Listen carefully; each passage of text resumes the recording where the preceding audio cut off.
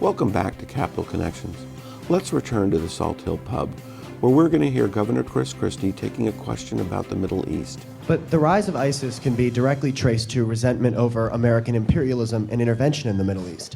So why are you so interested in shooting down planes in Syria or kicking Assad out when the last time we created a power vacuum in the Middle East, it only created more problems? Okay, so are you interested in keeping Assad there while he's murdering 250,000 of his people? You raised the issue, so I'd like to ask you. So genocide of 250,000 Syrians is something that the American people should say, not our problem.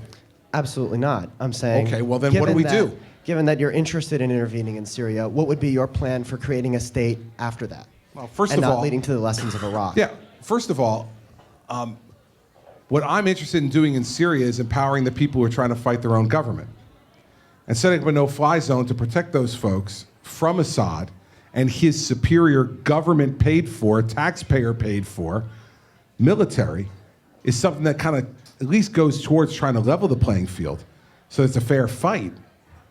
I have no interest in going into Syria and establishing a government. What I have an interest in is giving the people who are tired of being repressed and murdered by a dictator who's corrupt and immoral, I want to give him a shot to win. That's what I want to do. And the rise of ISIS being tied, because I don't want to leave this unresponded to American imperialism, it's quite a statement. I think what the rise of ISIS is tied to is radical Islam and the desire of ISIS to impose upon everyone in the world not only their religion, but their interpretation of their religion, which I believe is perverse and violent. They are running around the Middle East beheading Christians for the reason that they're Christians. What's that got to do with American imperialism? That's a holy war by ISIS. And so, I think Christians should be able to practice Christianity. I think Muslims should be able to practice their religion. I think Jews should be able to freely practice their religion as they see fit. You know who disagrees with me? ISIS. We're the great infidels because we don't believe what they believe. I don't care what they believe. Go and practice whatever you want to practice. Just don't act in a violent manner to impose your will on others. ISIS wants to do that. This has nothing to do with American imperialism.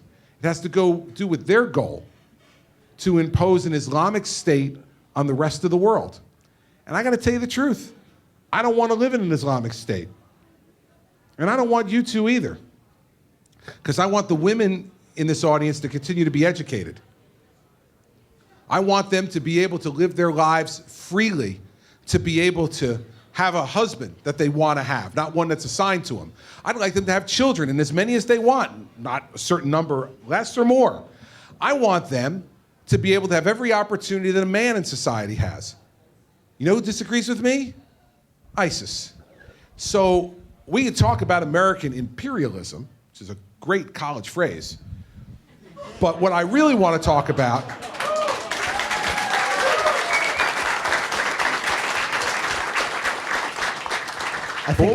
what we got to learn is that these issues are a lot more complicated than just that, and a lot more nuanced than just that. And so from my perspective, did America make mistakes in Iraq? You bet we did. If I had to do it all over again, knowing what we know today, I wouldn't have gone into Iraq.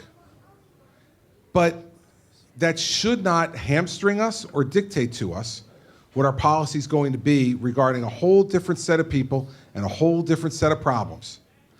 The same way we went into Afghanistan to rout al-Qaeda and stop it from being a nest for training and preparation for terrorist attacks, we need to get to the same business with ISIS. Because if we don't, we're going to see some ramifications, I believe, on our own homeland. And if we do, we're all going to be talking about something very different than we're talking about today. So I understand your point of view and respect it. I just don't agree with it. Thank you for joining us for this edition of Capital Connections, your weekly access to politics and policy along the I-89 and I-91 corridors and how it impacts our region. If you have a comment or an idea for a future show, please email me. And please join us again at this same time next week for another edition of Capital Connections.